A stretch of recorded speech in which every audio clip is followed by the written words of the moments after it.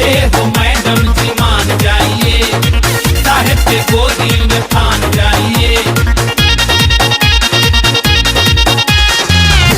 हो मैडम जी मान जाइए, साहेब के गोदी में फान जाइए। मिलेगा ऐसा न सरकारी हस्बैंड, बात का सिंपल ही जान जाइए। ऐसे जन खिसिया तू हमसे ए हो बाबी कुआरे में, ऐसे जन खिसिया तू हमसे ए हो बाबी कुआरे में।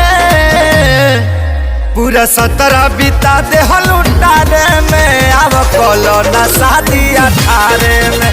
पूरा 17 बिता दे हलुटारे में, अब कलो न शादी 18 में।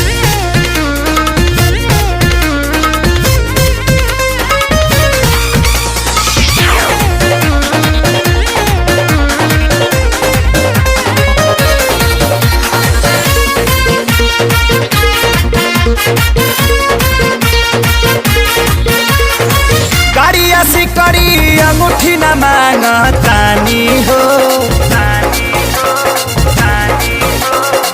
बनी जा हमारा रानी कटल जाई जानी हो।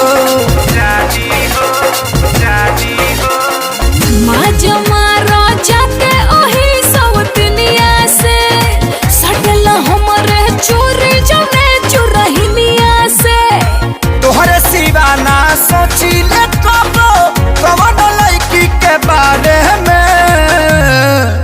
पूरा 17 बिता दे हलुटारे में, अब कलो न शादी 18 में।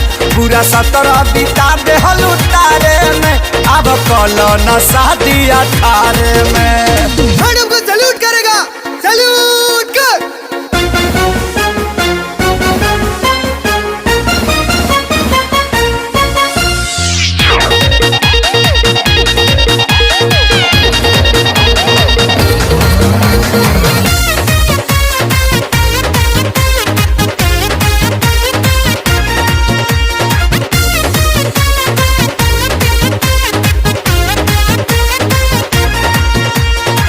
जैसे कहबू वैसे धनिया रहब हो।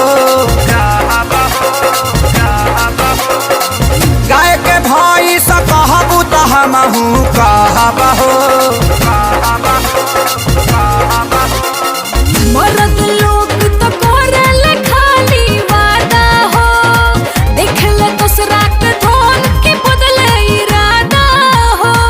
तू बड़ू तो कुछ ना चाहिए, जिंदगी जी ले उधारे में।